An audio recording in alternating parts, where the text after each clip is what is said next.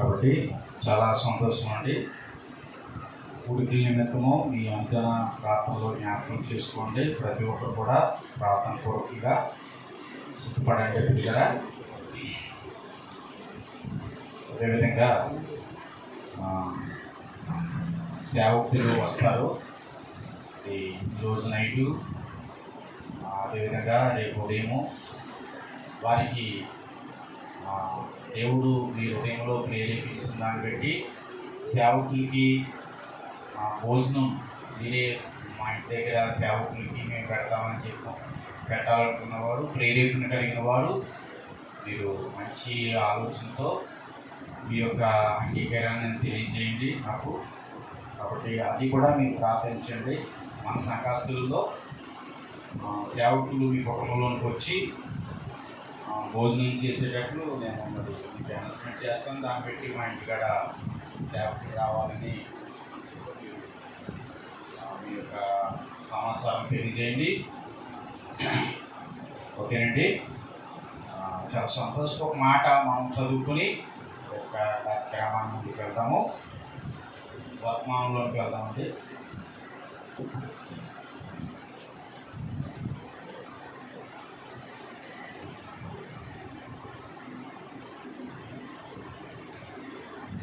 అపోస్తుల కార్యములు 4వ అధ్యాయము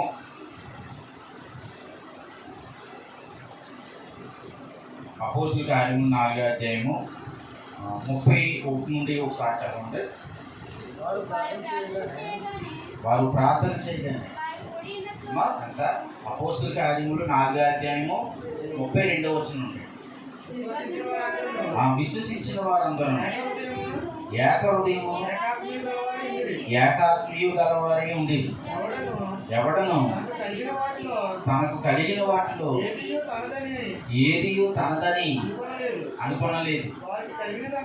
వారికి కలిగినదంతయు వారికి సమష్టిగా ఉంటును. ఇదియుగాక అపోస్తులుల బహు బలముగా ప్రభువైన యేసుని పునరుద్ధానమును గూర్చి సాక్ష్యమిచ్చిరి. దైవ కృప అందరి యందు అధికముగా ఉండును. భూములైనను ఇళ్ళైనను కలిగిన వారందరూ వాటిని అమ్మిన వాటి వెల తెచ్చి అపోస్తుల పాదముల యొక్క పెట్టించు వచ్చింది. చాలండి, ప్రార్థన చేద్దాము. పరిశుద్ధుడైన మా దేవ, ఈ ఘనమైన నామమునకు వందనాలు చెల్లించుకుంటున్నాం నాయన. ఈ యొక్క వాక్యం దగ్గర, ఈ వాగ్దానం దగ్గర, నీ ప్రత్యక్షత దగ్గర మమ్మల్ని సిద్ధపరిచినందుకే మీకు కృతజ్ఞతలు నాయన. మీరు మాతో స్పష్టంగా మాట్లాడండి. మర్మమైన క్రీస్తును స్పష్టంగా తెలుసుకోవడం వలన మేము ఐశ్వర్యవంతులు అవుతామని, మా హృదయానికి ఆదరణ కలుగుతుందని, హృదయ పవిత్రత కలుగుతుందని, మంచి మనస్సాక్షి కలుగుతుందని, నిష్కపటమైన విశ్వాసం కలుగుతుందని లేఖనాలలో నుండి మీరు మాట్లాడుతూ వస్తున్నారు. అందును పెట్టి మీకు కృతజ్ఞతలు. ఇప్పుడు కూడా మీరు స్పష్టంగా మాట్లాడుతున్నారు. మీకు కృతజ్ఞతలు చెల్లించుకుంటూ నీ పిల్లలను బలపరచమని, నీ సేవకుడినైన నన్ను బలపరచమని, సహాయం దయచేయమని యేసు ప్రభు పేరటి ప్రార్థన అడిగి వేడుకుంటున్నాను మా పరమ తండ్రి. ఆమేన్. పిల్లరా, ఇక్కడ దేవుడు ఈ చదువునటువంటి మాటలో ఫస్ట్ మాట గతించిన వారము మనం మాట్లాడుకున్నాం. అదేంటంటే హలో దేవునికి స్తోత్రం. అబ్రహాముకి దేవుడు వాగ్దానం చేశాడు. వాగ్దానం పొందుకుని మెల్కీసెదెకుకు 10వ వంతు, అంటే తనకు ఉన్న వర్ధేలు కొలిది 10వ వంతు ఇచ్చాడని మనము విన్నాము, చదువుకున్నాం పిల్లలు. అయితే ఇక్కడ ఈ అపోస్తుల కార్యములు 4వ అధ్యాయము 32వ వచనంలో విశ్వసించిన వారందరూ అని రాయబడింది. విశ్వసించిన వారు, అబ్రహాము విశ్వాసులకు తండ్రి, అబ్రహాము వాగ్దానం పొందుకున్నాడు, విశ్వాసులు తండ్రి.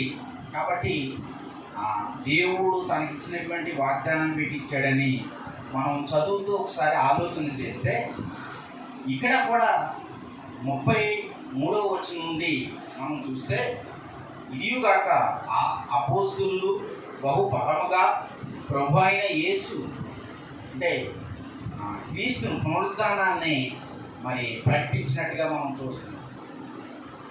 కింద 34వ వచనంలో భూములైనను ఇండ్లైనను కలిగిన వారందరూ వాటిని అమ్మిన వాటి వెల తెచ్చి అపోస్తుల పాదముల యొక్క పెట్టించు వచ్చింది. ప్రియులారా, మనం అపోస్తుల కార్యములు మనం ఇంత చదువుకున్నాం కదండి. 2వ అధ్యాయము 45, 46లో మనం చదువుకున్నాం. ఆస్తులు చరాస్తులు కూడా ఇచ్చారండి. ఇది ఎందుకేనంటే ఆస్తులు చరాస్తులు అది ప్రారంభ శతాబ్దం అన్నమాట, ప్రారంభ సంఘం. ఒకసారి ఆలోచించండి, బాగా ఆలోచించండి. దేవునికి ఏదో ఇవ్వాలని కాదు, దేవునికి ఇవ్వాలి, దేవునికి ఏదో చెయ్యాలి అన్న దృక్పథం కాదు మనది. దేవుడు అది కాదు కోరుకుంటుంది ముందు. అసలు దేవుడు ఏం చేశాడు? దేవుడు ఆయన ఆలోచన కలిగి ఉన్న ప్రారంభ సంఘం కానీ, పాత నిబంధనల్లో భక్తులు కానీ, వాళ్ళ జీవితాలు ఎలాగ ఉన్నాయనేది మనం చూడాలి. దేవుడికి ఏదో నేను చెయ్యాలని చెయ్యి అలా రాకూడదు, ఆ మనసు రాకూడదు అన్నమాట. దేవుడికి నేను ఇవ్వాలి అనేది కాదు. అసలు దేవుడు ఏం రాయించాడు?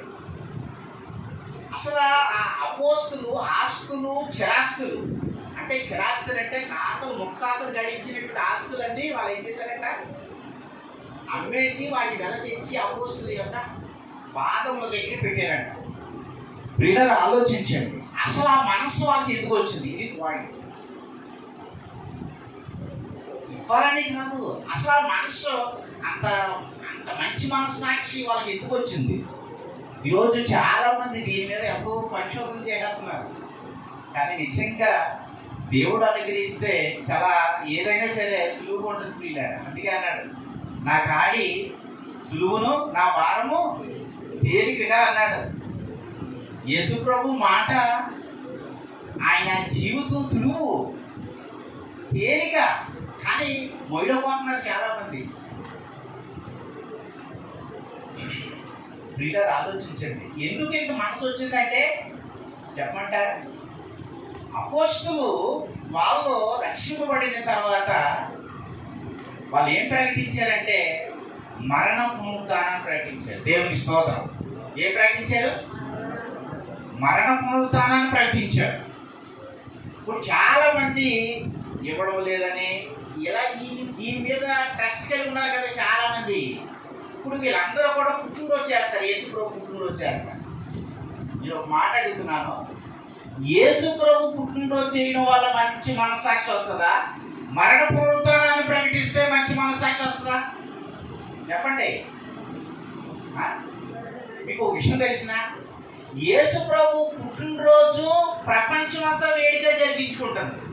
అలాగనే యేసు ప్రభు చనిపోయిన రోజు ఈస్టరేనా, గుడ్ ఫ్రైడే నెక్స్ట్ ఈస్టర్ కూడా ప్రపంచం అంతా తగ్గుతుంది. విచిత్రం ఏంటంటే ఎలా తగ్గుతుందంటే ఒక ఆచారంగా తగ్గుతుంది. అంటే ఏంటి? అన్ని జనులు అయితే పండుగ చేసుకుంటారు, మనం క్రిస్మస్ చేసుకుంటున్నాం, ఇది కూడా పండుగే. పెట్టుకోండి, యేసు ప్రభువుని నమ్మవలసింది ఒక పండుగగా పండగగా నమ్మకూడదు, అలా నమ్మకూడదు. మరి ప్రపంచం అంతా కూడా యేసు ప్రభు మరణ పునరుద్ధానాన్ని విశ్వసిస్తుంది కదా, వాళ్ళకి ఎందుకు మంచి మనస్సాక్షి లేదు? చెప్పండి.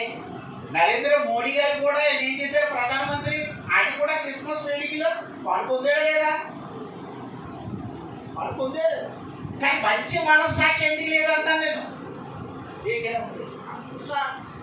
ఇదే ఇక్కడే ఆగిపోతున్నారు అందరూ వచ్చి, మంచి మనస్సాక్షితో ఆగిపోతున్నారు. నేను మొన్న గండ్రేడులో ఒక కూడికి వెళ్తూ చెప్పానమాట, క్రిస్మస్ వేడుకలోనే నన్ను పిలిచారు. పిల్లలు అక్కడ మేము చెప్పాను, ఏం చెప్పానంటే విశ్వసించడం వలన రక్షణ వస్తుంది, స్వార్థ వినడం వలన మీకు మంచి మనస్సాక్షి వస్తుంది అని చెప్పాను. ఇంచుమించు 45 నిమిషాలు నేను వర్తమానం ఇచ్చాను. ప్రియులారా, చాలా ప్రభు నన్ను మంచిగా వాడుకున్నారు.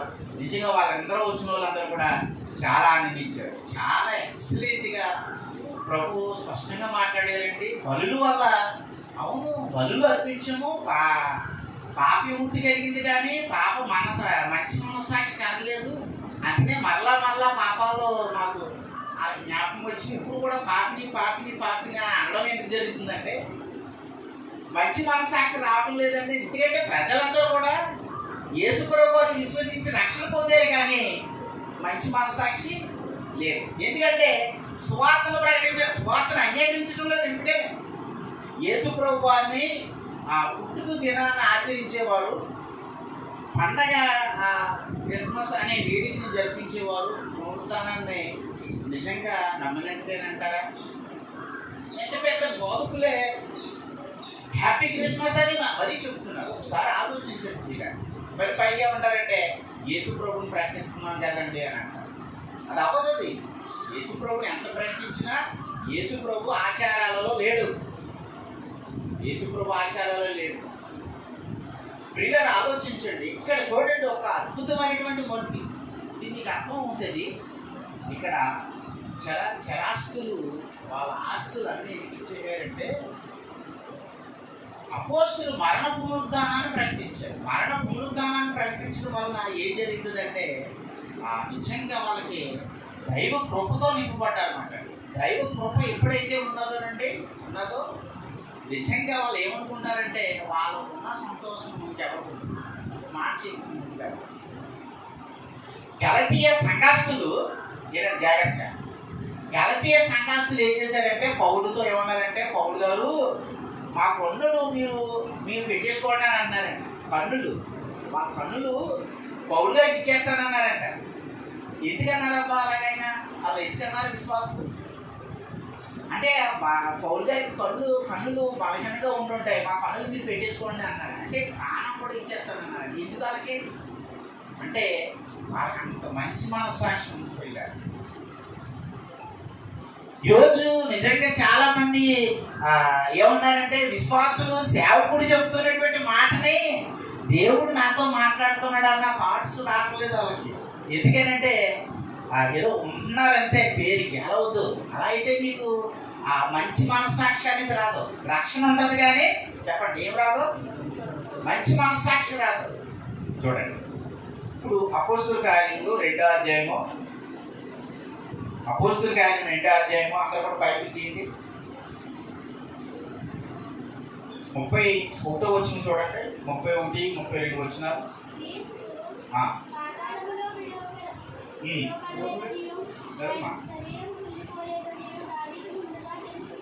దావీదు ముందుగా తెలుసుకుని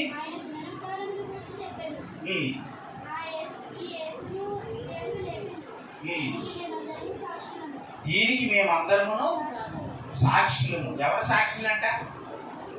అపోస్తులు, పేతురు, ఇంకా 12 మంది సాక్షులు అంట. దేనికి సాక్షులు? ఎందుకని చెప్పండి. దేనికి సాక్షులు? పునరుత్థానాన్ని ప్రకటించడానికి సాక్షులు. దేనికి సాక్షులు అంటే మా పాపముల నిమిత్తము, మీ అపరాధముల నిమిత్తము యేసు ప్రభు చనిపోయి తిరిగి లేపబడ్డాడు అనేది దానికి సాక్షి. వీళ్ళని ఆలోచించండి. దేనికి సాక్షి చెప్పండి? అది దగ్గర మీరు కూడా చెప్పండి. యేసు ప్రభు పునరుత్థానాన్ని ప్రకటించడానికే సాక్షులు అంటారు. అలా సాక్ష్యము, పునరుత్థానాన్ని సాక్ష్యం చెప్పడం వలన అక్కడ ఏం జరిగినాయంటే ప్రియులారా, మహాత్యాలు, సూచిక క్రియలు జరిగినాయంట. ఇందాక స్వరూపం చదివాడు కదా, 42 నుండి 47 వరకు అక్కడ జరిగింది. మహాత్యాలు, సూచిక క్రియలు. ఎప్పుడు కూడా మన కుటుంబంలోనైనా సరే, మన జీవితంలోనైనా సరే గొప్ప కార్యాలు, సూచక్రియలు జరగాలంటే ఏం ప్రకటించాలంటే చెప్పండి, ఏం ప్రకటించాలి, ఏం తెలుసుకోవాలి? మరణ పునరుద్ధానాన్ని ప్రకటించాలి. మరణ పునరుద్ధానంలో అంత శక్తి ఉంది ప్రియులారా, ఆలోచించండి. మళ్ళీ దాంట్లో పులిపిండి కలపకూడదు. మళ్ళీ ఈ లోక ఆచారాలు వాళ్ళేదో ఇది చేసుకున్నారు అది చేసుకున్నారని లోకాన్ని కలపకూడదు. మన మహత్కార్యాలు సూచిక్రియలు మనం చూడాలంటే ఖచ్చితంగా పునరుద్ధానం గురించి వినాలి. అందుకనే పౌలు గారు కూడా కొరింథీ సంఘానికి ఏం చెప్పాడంటే, నేను వాచాతుర్యాన్ని ప్రకటించడం లేదు, నేను దేవుని మర్మమును జ్ఞాన అతిశయంతో నేను ప్రకటించడం లేదంటాడు. అంటే దేవుని మర్మం ఏంటి, జ్ఞాన అతిశయంతో ప్రకటించడం ఏంటి? మీకు దాంట్లో ఏమైనా అర్థమైందా? చాలాసార్లు మీకు చెప్పాను. దేవుని మర్మం ఉంది. దేవుని మర్మానికి మన జ్ఞాన అతిశయం అవసరం లేదు. దేవుని మర్మానికి వాక్చాతుర్యము, దేవుని మర్మానికి ఇంకా తీయని మాటలు, జ్ఞానయుక్తమైన తీయని మాటలు, కల్పనా కథలు, వాక్చాతుర్యము, జ్ఞానాతిశయం అవసరం లేదు. అవసరం అంటారా? దేవుని మర్మం ఏంటంటే, దేవుడు తండ్రి మర్మం ఎవరు? క్రీస్తు. చెప్పండి, మర్మం ఎవరు? క్రీస్తు. క్రీస్తును ప్రకటించడానికి మన స్వరీత అవసరం లేదు. క్రీస్తును ప్రకటించడానికి మనం విశ్వాసం ముద్దపోతారము ఆ ఆలోచనలోకి వెళ్ళిపోతారము అని 4 కథలు చెప్పి వాళ్ళు నవ్వించవలసినటువంటి అవసరం లేదు. క్రీస్తును ప్రకటించడానికి వాక్చాతుర్యం కలపవలసిన అవసరం లేదు. అంటే అక్షరం కలపవలసిన అవసరం లేదు. ఎందుకంటే మనం అక్షరంలో మనం అక్షరం చెప్పును ఆత్మ చెప్పండి జీవింపు చేయి. దేవుని మర్మమును దేవుని మర్మముగా ప్రకటించాలి. చాలా అద్భుతంగా ఉంటుంది విశ్వాస జీవితం. ఎంత అద్భుతంగా ఉంటుందంటే, అపోస్తలుల 2వ అధ్యాయంలో వాళ్ళు ఎలా ఉన్నారు, అపోస్తలుల 4వ అధ్యాయంలో అక్కడ ప్రారంభ సంఘం ఎలా ఉంది, అది మన జీవితం. అబ్రహాం ఏ నిబంధనలో అయితే ఉన్నాడో మనము కూడా అదే చెప్పండి అదే నిబంధనలో ఉన్నప్పుడు ఎప్పుడు ఉంటామంటే, మర్మమైన క్రీస్తును స్పష్టంగా కలపాలి. దానిలో మనం స్వనీతిని కలపకూడదు. అంతా కూడా ఏం చేస్తున్నారంటే, ఇక ఏదో మొత్తం అది ఇది కలిపేసి యేసుప్రభు వారికి స్వనీతిని కలుపుతున్నారు. లేకపోతే ధర్మశాస్త్రం ఉన్న శాస్త్రులు పరిచయం పులిపిండి ఆ తవ్వుకి తెచ్చి పెట్టేస్తున్నారు, నీళ్ళు కలిపేస్తున్నారు. అవసరం లేదు. అందుకనే పౌలు గారు కూడా ఏమంటారంటే అదే అంటున్నాడు, దేవుని మర్మమును జ్ఞానాతిశయంతో ప్రకటించడం లేదని పౌలే అంటున్నాడు. జ్ఞానాతిశయం అంటే ఏంటి చెప్పండి? జ్ఞానం అంటే మన విశ్వాసం కూడా ఎలా ఉన్నారంటే, చాలా బాగా చెప్తున్నారండి, చాలా అద్భుతంగా చెప్తున్నారు. పేరు గారండి చాలా బాగుందండి, సూపర్ అండి.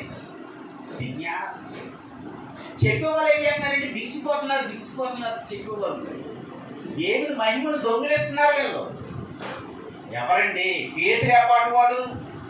ఇప్పుడు పరలోకములో నుండి దేవుని ప్రత్యక్షత నాకు రాకపోతే నేనేపాటు వాడిని చెప్పండి.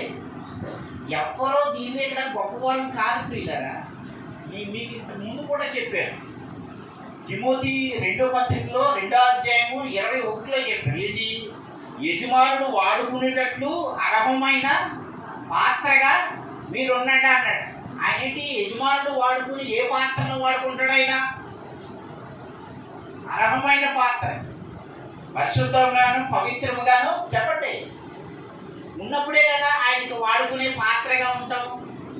ఈ పాత్ర పరిశుద్ధంగా పవిత్రంగా అవ్వాలంటే ఏం చేయాలి? మరణ పునరుద్ధానం దగ్గరికి రావాలి. వీళ్ళరా. మరి ఒక మాట, మరి చాలా మంది ఉన్నారు కదండి, మరి వీళ్ళందరినీ ఎవరైతే వాడుకుంటున్నారు అంటే వాళ్ళు ఏం చేస్తున్నారంటే మొత్తం కలిపేస్తున్నారు అన్నమాట. కాబట్టి వీళ్ళరా కలపడం కాదు ఇక్కడ. యేసుప్రభు అది నేను సిలువ వేయబడిన క్రీస్తును తప్ప మరి ఏమి మీ మధ్య ఎరగకుందును అని అంటున్నాడు. ఆలోచించండి, ఇక్కడ ప్రభు మనతో మాట్లాడుతున్నటువంటి సందర్భాన్ని మనం ఆలోచన చేస్తే, అపోస్తలులు మరణ పునరుద్ధరణాన్ని ప్రకటించడానికి సాక్షులుగా వాళ్ళు ఉన్నారంట. సాక్షులుగా ఉన్నారంట. పునరుద్ధానం క్రీస్తు గురించి విన్న తర్వాతే మనము ఏదైనా చేయాలి, ఏదైనా ఇవ్వాలి, ఇలాంటి ఆలోచన వర్తమానాన్ని పెట్టి రావాలి. మనకి వర్తమానాన్ని పెట్టి, వాక్యాన్ని పెట్టి, వాగ్దానాన్ని పెట్టి ఇలాంటి థాట్స్ రావాలి. వర్తమానం రాకుండా, వాక్యం రాకుండా దేవుడికి ఏదైనా చెయ్యాలి, ఇవ్వాలి అని అనుకోకండి. ఎట్టి పరిస్థితులు అనుకోకండి. ప్రియుగా, నేను చెప్తున్నది కరెక్ట్ కాదా? ఇంకో విషయం తెలిసిన, అబ్రహాముకి సదోమ రాజు ఏమన్నాడంటే, అబ్రహామా, ఇదిగో మనుషులను నా దగ్గర ఉన్న ధనాన్ని నువ్వు తీసుకుని ఏమన్నాడు, మనుషులను నాకు ఇయ్యి అన్నాడు. మనుషులు నాకు ఇయ్యి అన్నాడు. ఎవరు? సదోమ రాజు. సదోమ గోమేరా రాజులు అంటాం కదా. లోతు ఉన్నప్పుడు అక్కడ రాజు ఏం చేశాడు, కొంత ధనాన్ని అబ్రహాం దగ్గర పట్టుకుని వచ్చి, అబ్రహాం, ఇదిగో నీ దగ్గర మనుషులు మంచి యుద్ధం చేశారు, బలంగా ఉన్నారు, వాళ్ళు మనుషులు నాకు ఇచ్చేయి, నా దగ్గర ఉన్న ధనాన్ని తీసుకోని అక్కడ ఉన్న రాజుగారు. అంటే అబ్రహాం ఏమన్నాడు చెప్పండి, బైబిల్ చదివారు మీరు? ఒక్క నూనె పోగు కూడా నాకు వద్దన్నాడు అబ్రహాము. ఆలోచించండి. అంటే దేవుడు వాగ్దానము పొందకుండా శరీర సంబంధంగా ఇచ్చిన దేవిని కూడా ఇష్టపడ్డాడు. కయ్యేన అర్పణ ఇంత ముందు విన్నారు మీరు, పోయిన వారం విన్నారు. కయ్యేన అర్పణ కూడా దేవుడు అంగీకరించలేదు. కయ్యేను శరీరాన్ని పెట్టించాడు కాబట్టి దేవుడు అంగీకరించాడు. ఒకసారి ఆలోచించండి. అపోస్తులోనికి వెళ్తే అక్కడ గారిడి సీమోన్ ఉంటాడు. బాగా ఆలోచించాడు. గారిడి సీమోన్ ఏం చేస్తాడంటే, పిలుపు స్వార్థను ప్రకటి మరణ పునరుద్ధానాన్ని ప్రకటించిన తర్వాత, వాళ్ళందరూ కూడా అంగీకరించిన తర్వాత, అప్పుడు పేతురు ఇంకా మిగతా ఉన్న వాళ్ళందరూ వెళ్ళి చేతులు ప్రార్థన చేస్తున్నప్పుడు వాళ్ళ మీదకి ఎవరు వచ్చారు చెప్పండి? ఎవరు వచ్చారు? పరిశుద్ధాత్ముడు వాళ్ళ మీదకి వచ్చారు. అప్పుడు ఈ గారిడి సీమోను చూసి, ఆ పరిశుద్ధాత్మను నాకు వచ్చినట్లు నాకు ఇవ్వండి, ఆ వరం నాకు అనుగ్రహించండి, ఇదిగో నేను ఇంత దానం ఇస్తానని ఎవరి దగ్గర పెట్టాడు? అపోస్తుడైన పేతురు గారి దగ్గర కొంత ధనం పెట్టాడనమాట. ధనము పెట్టి ఏమడిగినాడంటే, ఆ పరిశుద్ధాత్మ వరం నాకు వచ్చేటట్టుగా చేయండి. విన్నారు అందరనే? అప్పుడు పేతురు ఏమన్నాడంటే, ప్రియులరా, నీ ధనముతోనూ పరిశుద్ధాత్మ వరము చెప్పండి, వరము కొనాలనుకుంటున్నావా? ఆ మనసు నీకు దూరం అవుతుంది కాక అందులో అక్కడ ఏమన్నాడంటే, నీ మనసు, నీ హృదయము దుష్టాత్మతో నిండి ఉంది. దుష్టాత్మతో నిండి ఉండగా నువ్వేం కావాలనుకో, ఏం పొందాలనుకుంటున్నావు? డబ్బుతో నీ పరిశుద్ధాత్మను కొనాలనుకుంటున్నావు అని అక్కడ గద్దించుకుని కాదు, చాలా అక్కడ ఇబ్బంది అయింది. ఎంత విరోధం అంటే, నువ్వు దుష్టాత్మతో ఉన్నాడు, కపటంతో ఉన్నాడు. కపటంతో ఉండి ఏం చేస్తాడంటే, పరిశుద్ధాత్మ ఇదంతా డబ్బు ఉంది, ఈ డబ్బుతో పరిశుద్ధాత్మను కొనేయాలనుకుంటున్నాడు. ఎంత దారుణం అండి! చాలా మంది చూడండి, ఇప్పుడు కూడా అలాగే డబ్బుతో దేవుణ్ణి కొనలేం. మనము డబ్బుతోనూ దేవుని కొనలేం. ప్రియుల, దేవుడు ఏం చేస్తాడంటే, దేవుడు హృదయ రహస్యాలు మెరిగిన వాడు. ఏదైనా సరే నీ హృదయ పవిత్రతను బట్టి, నీ హృదయ పరిశుద్ధతను బట్టి, నీకు దేవుడిచ్చిన ప్రత్యక్షతను బట్టి దేవుడు నీకు సహాయం చేస్తాడు, నీ అర్పణ ఇష్టపడతాడంతే. అసలు మనకి దేవుడు మాట గుర్తుపెట్టుకోండి, దేవుడు అసలు అడిగినోడు కాదు, దేవుడు సమర్థుడు. తెలిసినండి, చాలా మంది లేదు లేదు లేదు లేదు లేదు లేదని అంటారు. దేవుడు ఇచ్చే వరకు ఆగాలంటే, లేదన్న మాట మీ నోట రాకూడదు. ఎప్పుడు కూడా కుటుంబంలోనైనా సరే, స్త్రీలైనా సరే, పురుషులైనా సరే, లేదు లేదు లేదు లేదేంటి ఆ మాట ఎప్పుడు కూడా మీరు అనకండి. లేదు అనే అనుభవంలో లేవు మనం, లేదు అనే జీవితంలో లేవు మనం. అన్నాడు కదా కీర్తన గ్రంథంలో ఏమంటాడంటే, యెహోవా నా కాపరి, నాకు లేమి కలగదు అన్నాడు. ఆయన మీ కాపరి కీర్తన గ్రంథంలోనే అన్నాడు. ఇప్పుడైతే మీరు సంఘంలో ఉన్నారు, మీరు ఆయన మీకు శిరస అయి ఉన్నాడు, మీ పోషణ ఆయనే, మీ సంరక్షణ ఆయనే. మీరు లేదు లేదు లేదు లేదు అన్నారనుకోండి, ఆయన ఏమి లేనివాడుగా చేసిన వాళ్ళు అవుతాం. చెప్పండి, ఆయన ఉన్నవాడు, ఆయన ఉన్నవాడు ప్రియులారు. ఒకవేళ లేకపోయినా సరే లేదు అన్న మాట రాకూడదు. దేవుడు ఇస్తాడు, దేవుడు ఇస్తాడంతే, అలా ఉండాలంటే అదే విశ్వాసం ప్రియులారు. ఆలోచించండి, ఏదైనా సరే మనము దేవుడికి మనం ఎలా చేయాలంటే చాలా సంతోషంగా చేయాలి, చాలా ఆనందంగా చేయాలని దేవుడు ఇష్టపడతాడు. శరీరంతో చేసేది ఆయన కోరుకోవడం. చాలా ప్రాముఖ్యమైనటువంటి ఆ యొక్క సందేశంలో, ప్రాముఖ్యమైనటువంటి యొక్క జీవితంలో మనం ఉన్నాం ప్రియుల. ఇప్పుడు నేను మాట చెప్తున్నాను, మాట చెప్పి మాకు ఈ కాలం ఏంటిది చెప్తాడు. ఊత చెప్పండి, వర్తమాన చెప్పండి, భవిష్యత్తు కాలం. మన దేనిలో ఉన్నప్పుడు మనం చెప్పండి, ఊత వర్తమాన అదేనండి. భవిష్యత్తే కదా మనం వర్తమాన కాలంలో భవిష్యత్తు మాట అంటాడు కదా పరిశుద్ధాత్ముడు. ఏమంటాడంటే పరిశుద్ధాత్ముడు మీతో మాట్లాడినప్పుడు సంభవింపబోవు సంగతి ఏం చేస్తున్నాడా? సంభవింపబోవు సంగతులు తెలియజేస్తాడంట. భవిష్యత్తును తెలియజేస్తాడు మీకు. పుట్టినరోజులో ఉన్న వారికి భవిష్యత్తు ఏంటో తెలియదు. క్రీస్తు మరణ పునరుద్ధానంలో ఉన్న వారికి క్రీస్తు రాకడ, క్రీస్తు వస్తున్నాడని ఎదురు చూస్తారు. ప్రభువైన యేసు రమ్ము అనగలుగుతా అండి. ప్రభువైన యేసు క్రీస్తు రమ్ము అనగలుగుతా. అది ప్రకటన గ్రంథం ఉంది ప్రియులారా. ప్రభువైన యేసు రమ్ము అని అన్నామనుకో, నువ్వు ఏం చేస్తావంటే నువ్వు సిద్ధపడతావు, మిగతా వాళ్ళని సిద్ధపరుస్తావు. అసలు ప్రభువైన యేసుక్రీస్తు ఎప్పుడు వస్తాడో అని అన్న మనసు నీకు ఉందనుకో, నువ్వు సిద్ధపడవు, ఇంకా మిగతా వాళ్ళని కూడా ఏం సిద్ధపరుస్తావు? సిద్ధపరచలేము ప్రియులారా. ఆలోచించండి. నిజంగా మనము చాలా ప్రాముఖ్యమైనటువంటి సమయంలో ఉన్నమాట. మనలో మన కుటుంబాన్ని సిద్ధపాటు చేసుకునే ఆ యొక్క కాలాలలో సమయంలో మనం ఉన్నామాట. సంఘకాలంలో ఒకసారి చూడండి, నేను అదే చెప్తున్నా. దేవుడికి ఏది చేసినా మనము వాగ్దానాన్ని పెట్టి చేయాలనేదే మనం ఆలోచన. చూడండి, కొరింథీ 2వ పత్రిక అందరూ తీర్పు అయిపోతుంది. కొరింథీ 2వ పత్రిక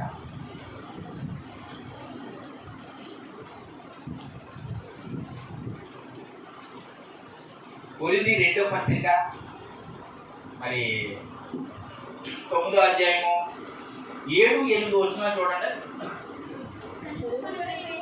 అమ్మా.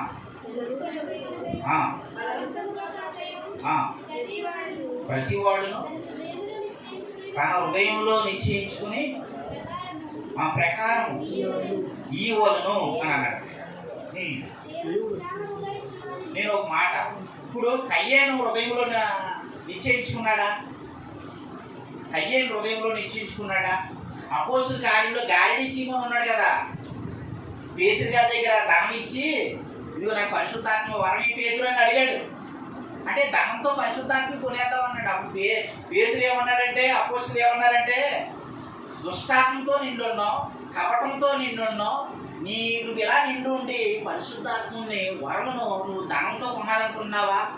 ఇంత దుష్ట హృదయం ఎందుకు వచ్చిందిరా బాబు అని పేతురు గారు అప్పుడు నా కొరకు ప్రార్థించండి అయ్యా అని మళ్ళీ బతిమలాడి వేడుకున్నాడు. ఎవరంటే గారిడి సీమోను. అంటే హృదయంలో నిశ్చయించుకోలేదనుకోండి, ఇప్పుడు ఎలా ఉంటుంది పరిస్థితి?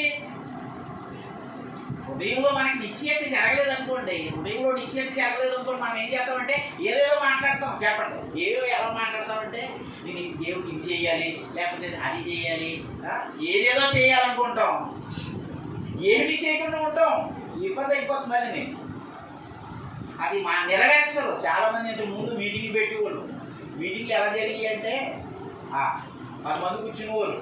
ఇప్పుడు కూడా అది నడుస్తుంది అలాగా. 10 మంది కూర్చుని ఒరే నేను ఇది చేయాలరా, అది చేద్దాం, ఇది చేద్దాం, అది చేద్దాం, అవసరమైతే నాకు ఇన్ని దేవుడికి ఇచ్చేస్తాను, లేకపోతే నా ఇల్లు అన్నీ ఇచ్చేస్తాను అని మాట్లాడేసేవారండి. కానీ చివరికి వచ్చేటప్పటికి అయితే మీటింగ్ జరిగింది, లేకపోతే మీటింగ్ అయిన తర్వాత గొడవ వచ్చేసిందండి. అవసరం లేదు. మన చెమటతోనూ బలవంతంగా చేయకూడదు ప్రియులారా. ఏదైనా సరే ఎలా చేయాలో తెలిసినా ఇది ఇక్కడ వాక్యాన్ని పెట్టి చెప్తుంది. లేఖనం ఏం చెప్తుంది? హృదయంలో నిశ్చయించుకునే దాన్ని పెట్టి ఇవ్వాలని అన్నాడు. దానిలో సొలుగు బలవంతము. హృదయము నిశ్చయత అనేది ఎలా జరుగుతుంది అంటే అది కూడా హృదయంలోనికి వెళ్ళినటువంటి వాక్యాన్ని పెట్టే కదా. నిశ్చయత ఎలా జరుగుతుంది? మాట ఇప్పుడు ప్రాబ్లం అంతా కొన్ని సంఘాలలో ఎలా జరిగాయి అంటే ఉండే దాంట్లోనే అది చెప్పినమాట. జీవుడు అనుకోండి, మరి పక్కన కూడా ఏమన్నారు, నేను వెయ్యి ఎక్కనారా, నువ్వు వెయ్యి 15 ఒరే నీకు డబ్బున్నవాడు కాదు అనుకో, ఏంటి ఇలాగే మాట్లాడే అవుతుందా, నీకు డబ్బున్నవాడు కాదు అనుకో, నువ్వు 2000 అని కింద ఉన్నవాడు పక్కన ఉన్నవాడు పురుగెళ్ళిపోడు మాట. అలాగా 10 ఏళ్ళు నువ్వు ఎక్కువ ఉన్నవాడు కదా, నువ్వు ఏమి లేడు, నువ్వు ఇవ్వక్కర్లేదురా అంటే అదే నా గ్రౌండ్ వర్క్ అక్కడక్కడ నిలుతుంది. ఇక్కడ నుంచి వెళ్ళలేదు. ఇంతకే నువ్వు రావడం ఏంటి? అసలు లేఖనంలో ఏమి ఇచ్చాడు, నీ సామర్థ్యత ఇది అంతా, నీకు నిశ్చయత వచ్చిందా, నీ ప్రత్యక్షత వచ్చిందా, ఇంతమ్మని అలా అలాగే తిరిగేసేది. దానివల్ల పిల్లరా చాలా మంది సంఘాలకి గలిగిలేకపోతుంది. కానీ అది కాదు కదా, ఇక్కడ చాలా గొప్ప ఆనందం అనేది మన జీవితాన్ని ఇచ్చాడు. ఆ జీవితంలోంచి రావాలి, దేవుడికి ఇవ్వాలన్న మనసు. దాన్ని కంటిన్యూ చేయండి కిందకి. అసలు ఏం చేయాలనేది మనకు అర్థమవుతుంది అన్నమాట. చదువు. అన్నిటి యందు ఎల్లప్పుడూ మీరు సర్వ సమృద్ధి గలవారై ఉత్తమమైన ప్రతి కార్యము చేయుటకు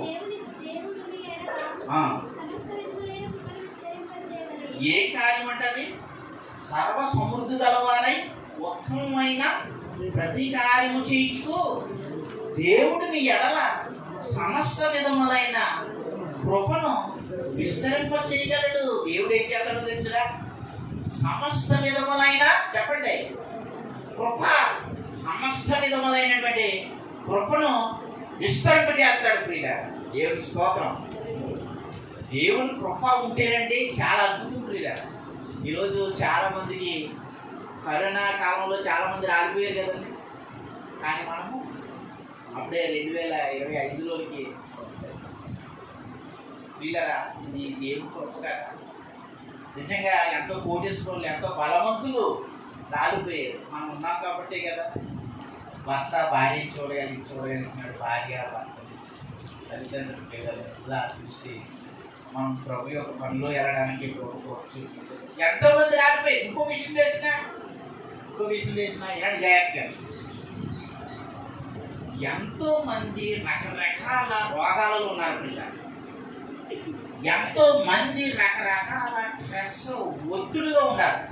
కానీ విచిత్రం ఏంటంటే మీరు ఆ ఒత్తిడిలో ఉన్నారా? చెప్పండి.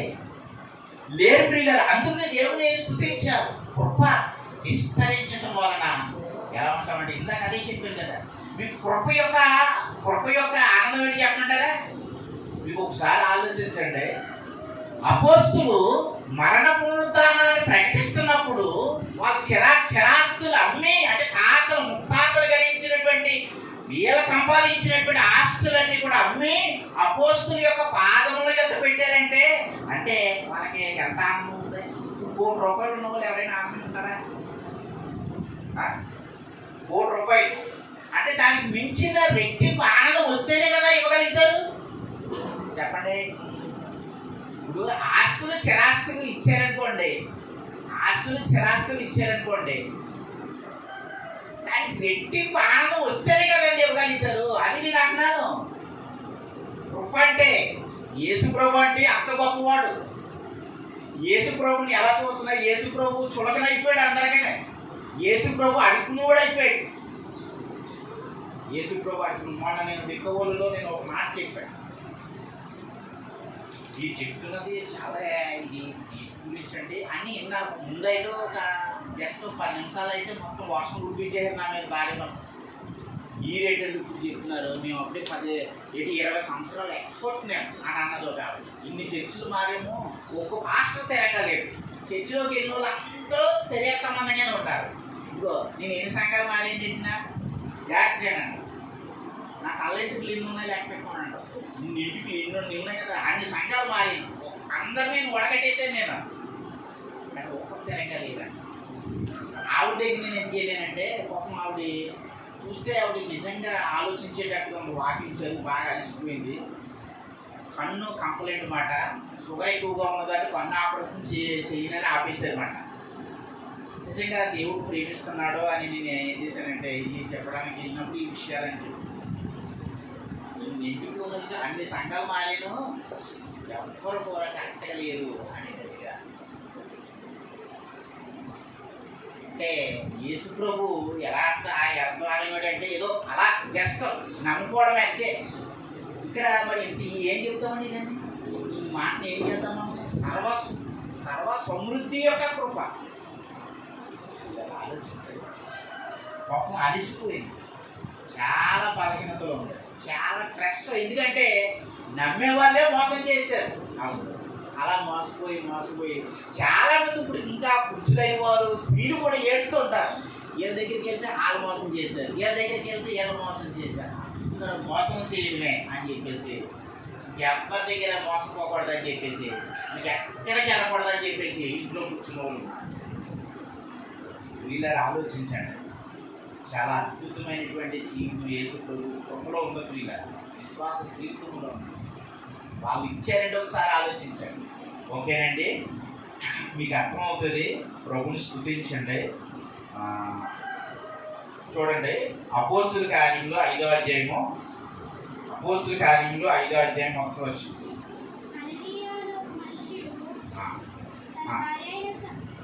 ఇప్పుడు ఒకసారి ఆలోచించండి. అనానియా అని ఒక మనుష్యుడు అని రాయబడి ఉంది. ఈ మాటని మీరు ప్రశ్న మాట చెప్పండి, ఏదైనా మనుషుడా విశ్వాస?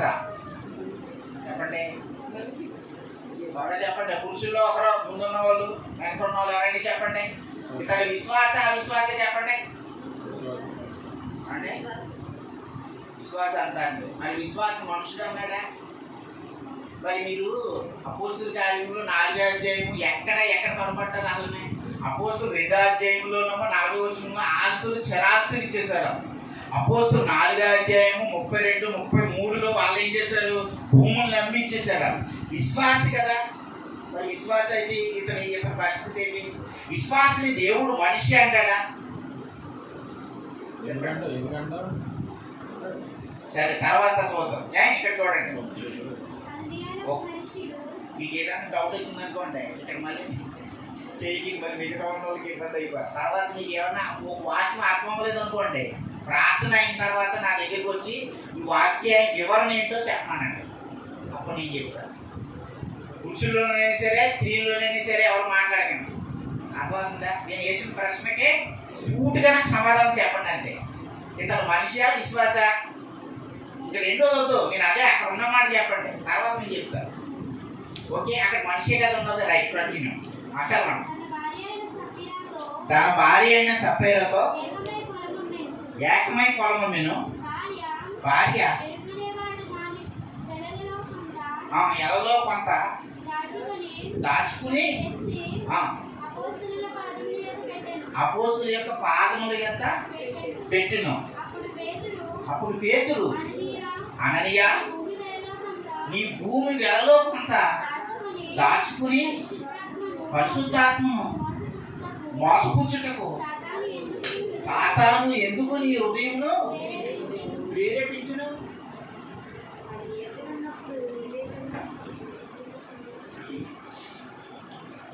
వీళ్ళని ఇక్కడ ఆలోచించండి. పేతురు గారు మాట్లాడుతున్నమాట. అననీయ, నువ్వు కొంత భూమిని అమ్మేసి కొంత దాచుకుని కొంత తేవడానికి అపవాది నేను ఎందుకు ప్రేరేపించును అని పేతురు గారు అననీయాని అడుగుతున్నాడు అన్నమాట. నిజానికి పేతురు గారు అననీయాని అడిగాడా? అసలు నువ్వు మాట చూడండి, ఒకసారి ఆలోచించండి. అపోస్తులు ఏమన్నా సరే, అపోస్తులు మీ భూములు అమ్మేసి నాకు ఇవ్వండి అని అడిగారు. చెప్పండి, అడగలేదు కదా. ఇప్పుడు కూడా అననీయాని పేతురు అడిగాడంటారా? అడగలేదు. వాళ్ళు అడగకపోయినా సరే వాళ్ళు ఏం చేశారు? ఆస్తులు చరాస్తులు అమ్మి అపోస్తుల యొక్క పాదముల దగ్గర పెట్టారు. వీళ్ళని కూడా ఏం అడగలేదు.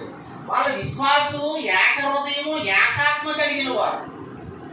చూడండి, విశ్వాసికి అవిశ్వాసికి వ్యత్యాసం చూడండి. ఆత్మపూర్ణుడికి శరీర సంబంధమైన మనుషుడికి వ్యత్యాసం చూడాలి. ఇప్పుడు కూడా వీళ్ళు ఆలోచించారు. ఇతను ఏం చేశాడంటే కొంత దాచుకుని కొంత చెప్పండి అపోస్తుల యొక్క పాదముల దగ్గర పెట్టారంట, భార్య భర్తలు ఇద్దరండి. అలా పెట్టడం వలన అపవాదిగల్ని శోధించిందంట. ప్రియులారా, ఎందుకు శోధించిందంటే ఇతరులోనికి ఎవరు లేరు. మీకు విషయం తెలిసిన విశ్వసించడం వలన హృదయ పవిత్రత అని అనుకున్నాం కదండి. విశ్వసించడం వల్ల కదా హృదయ పవిత్రత. కుమారుడుము, పరిశుద్ధులము, నీతిమంతులము, ఆత్మపూర్ణము. మనలోనికి పరిశుద్ధాత్ముడు వస్తాడు, వాగ్దానం పొందుకుంటాం, వాగ్దానాన్ని పెట్టి మనం ఇస్తామంటే ఇంక దాంట్లో కొంత దాచుకుని ఇంకేముండవు. కయ్యేలాగా లేకపోతే గాడి సీమోన్ లాగా ఇలాంటివి ఏముండవు. తగ్గము మన వాళ్ళు ఏం చేశారో సముష్టిగా ఉంచుకున్నారంటే తమది కాదనుకున్నారు వీళ్ళు. పోస్టులు ఏమనుకున్నారంటే సంపాదించిందంతా వాళ్ళు కాదనుకున్నారు. వాళ్ళు కృప వాళ్ళని విస్తరించిన వాళ్ళు హృదయం నిండా కృపతో నింపుకున్నారు. వాళ్ళు క్రీస్తు నింపుకున్నారు. వాళ్ళు ఆలోచించండి ప్రియులు. కానీ ఇతనికి కృప లేదు. ఇతనికి కృప లేదు, హృదయ పవిత్రత లేదు, ఇతనిలో పరిశుద్ధాత్ముడు లేడు. అందుకే ఏం చేశాడంటే పరిశుద్ధాత్ముడికి విరోధంగా చేశాడు. ఇతని స్థితిగతుల వలన పరిశుద్ధాత్ముడు ఏం చేశాడు? శోధించాడు. పేతురు గారు కూడా అతన్ని ఏమనలేదు. ఎందుకు పరిశుద్ధాత్మను శోధించుతుంది అని అన్నాడంటే అక్కడికక్కడే చనిపోయాడు. చాలా మంది ఏం చేస్తారంటే దీని ఆశ్రయంగా తీసుకుంటారు. దీని ఆశ్రయంగా తీసుకుని ఇగో మీరు కానీ దర్శన భాగ్యం ఇవ్వకపోతే దేవుడు ఇమ్మన్నాడు, దేవుడు ఇవ్వకపోతే అని చెప్పేసి అనానీయ సభ్యుల దగ్గరికి వచ్చారు. ఓ శుభ్రంగా చెతక్ కొట్టి దంచి కొట్టి ప్రసంగం చేసేస్తారు. ఈ ప్రసంగం ఎలా చేసేస్తుంటే పాపం వింటున్న విశ్వాసులందరికీ భయం కలిగేస్తుంది. భార్య భర్తలకి ఎక్కువ భయం కలిగేస్తుంది. ఎందుకు భయం కలుగుతుంది? ఎందుకు భయం కలుగుతుంది అంటే ఇతడు సంఘంలో ఉన్నవాడు అనుకుంటున్నారు వీళ్ళు, ఇతను విశ్వాసం అనుకుంటున్నారు అందరూ కూడా. కానీ విషయం ఏంటంటే ఇతడు విశ్వాస కాదు ప్రియుడ, మనుష్యుడు అని అన్నాడు. అయితే సంఘములో ఉన్న విశ్వాసులు కూడా మనుషుల యొక్క శరీరాన్ని అనుసరించి వెళ్తారు. దానికి కూడా వచనాలు ఉన్నాయి. ప్రతి దానికి కూడా ఎవిడెన్స్ అనేది బైబిల్లో రాసి పెట్టాడు. మనకు అర్థం కాకమో కానీ లేకపోతే ప్రతిదీ కూడా ఉందో ప్రియులాడు, దాన్ని అర్థం చేసుకుంటాం. సరే, ఇప్పుడు అననీయ ఏమైపోయాడంటే చనిపోయినట్టుగా మనం చూస్తాం. అక్కడే పేతురు గారు నువ్వు ఇవ్వకపోతే నువ్వు చనిపోతావు ఇలాంటి ఏం పదాలు ఉన్నాయా అన్నాడు. అలాగని అననీయ ఆ మాటలు వింటూనే పేతురు గారు చెప్తున్నటువంటి వర్తమానం వింటూనే ఏమైపోయాడంటే అదే చనిపోయాడంటే ప్రియులాడు. ఇప్పుడు చనిపోయిన తర్వాత 3 గంటలకు భార్య వచ్చింది. ఆ మాట ఒకసారి అమ్మ ఎన్నో వచ్చినావు? 7 వచ్చిన చదవండి. ఇంచుమించు 3 గంటలకు వాడి భార్య జరిగినది ఎరగక అప్పుడు పేతురు ఆ భూమిని ఇంతకే అమ్మితిరా చెప్పమని ఆమె అడిగాను. అందుకు ఆమె అవును ఇంతకే అని చెప్పాను. అందుకు పేతురు ప్రభు యొక్క ఆత్మను శోధించుటకు మీరు ఎందుకు ఏకీభవించిరి? ఇదిగో నీ పెనిమిటిని దాచిపెట్టిన వారి పాదముల వాకిటినే ఉన్నవి, వారు నిన్ను మోసుకొని పోవదరని ఆమెతో చెప్పును. వీళ్ళది ఇక్కడ ఆలోచించండి. జరిగినది ఎరగక అని రాయబడింది.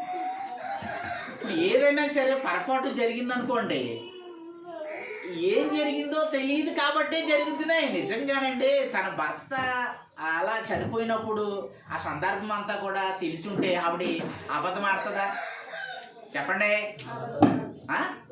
అబద్ధం ఆడుతుందా అన్న చెప్పండి? అబద్ధం ఆడదు అది. ఇప్పుడు విషయం ఏంటంటే ఒకరు ఏదన్నా పొరపాటు జరుగుతుంది అనుకోండి, జాగ్రత్తగా ఆలోచించాలి. బైబిల్ సరే మనం ఎక్కడో మనసు పెట్టి చదివితే కుదరదు. ఇప్పుడు విషయము ఒక సమస్య ఒక పొరపాటు జరిగింది అనుకోండి, మిస్టేక్ జరిగింది అనుకోండి, ఒరే మిస్టేక్ చేసావు, ఇది తప్పు చేసావు, అది చేసావు, ఇది చేసావు అని అనకూడదు. ఎవరినైనా సరే, లేకపోతే ఇప్పుడు అబద్ధం ఆడారు అనుకోండి, లేకపోతే దొంగతనం చేశారు అనుకోండి, శరీర సంబంధంగా ప్రవర్తించారు అనుకోండి, సరే చాలామంది స్ట్రెస్ గురైపోతారు.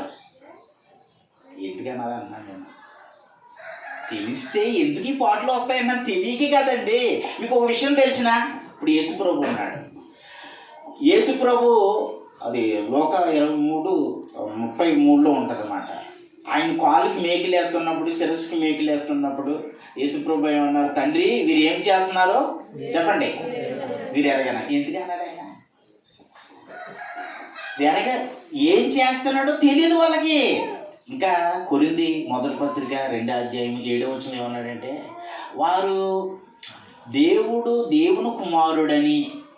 దేవుని కుమారుడని ఆయన మహిమా స్వరూపాన్ని తెలిసి ఉంటే మహిమా స్వరూప యొక్క క్రీస్తుని సిలువేయక ఉందరు. తెలిసి ఉంటే సిలువేస్తారేంటి? ఆయన ఏమన్నా చిన్నవాడు ఏమన్నానే, గుడివాడికి చూపునిస్తాము, కుంటివారికి నడిపిస్తాము, రోగులైన వాళ్ళందరూ మా దగ్గరికి వచ్చి స్వస్థత చేయలేని వాడిగా ఉన్నాడు ఆయన? ఉన్నాడా చెప్పండి, చెప్పండి, ఉన్నాడు ఆయన? అలాగా లేడు. ఆయన చాలా అద్భుతాలు చేశాడు యేసుప్రభు.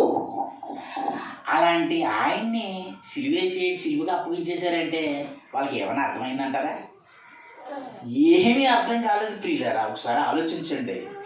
ఇప్పుడు ఈ విషయాన్ని యేసుప్రభు దాన్ని ఎలా తీసుకున్నాడు ఆయన?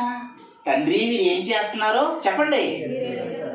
మనం ఇప్పుడు కూడా ఒకటి చిన్న ఏదైనా మిస్టేక్ చేసేవారు అనుకోండి, మనం ఇప్పుడు కూడా ఏదైనా పాపం చేస్తూ ఒకటి కనిపించారు అనుకోండి, మనం ఏమనుకోవాలంటే నా ప్రభు క్షమించాడు కదా అన్న మనసు మనకు రావాలి. ఎందుకంటే యేసుప్రభు శరీరం మనలో ఉంది, యేసుప్రభు యొక్క రక్తం మనలో ఉంది. మనకు అలాంటి థాట్స్ వస్తేనే మనం రెస్ట్లో ఉండగలుగుతాం.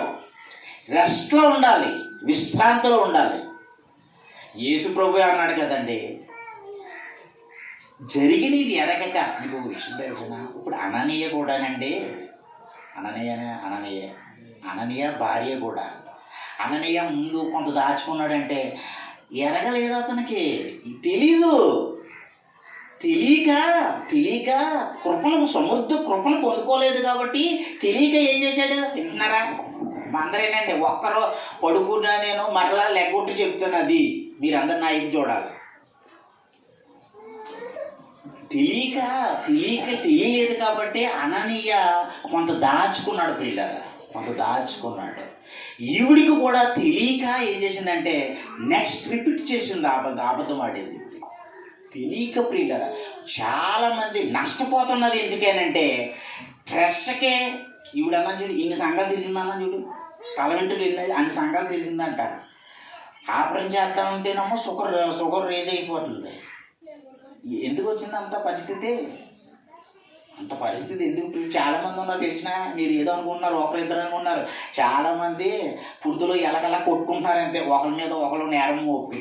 విషయం ఏంటి తెలిసిన, ఆదాము చేసిన పాపం అనేది ప్రతి ఒక్కరి బీజంలో ఉంది. పాప నియమం ఇది చచ్చిపోయే వరకు ఉంటుంది. అయితే ఇది ప్లస్ యాక్టివేట్ పాపంలోనికి, పాపం చేయకుండా ఉండాలంటే క్రీస్తును తెలుసుకోవాలి, కృపను సమృద్ధిగా పొందుకోవాలి, కృపతో నింపబడాలి ప్రియులారా. అననీయ కృపతో నింపబడలేదు, భార్య ఇద్దరు కూడా.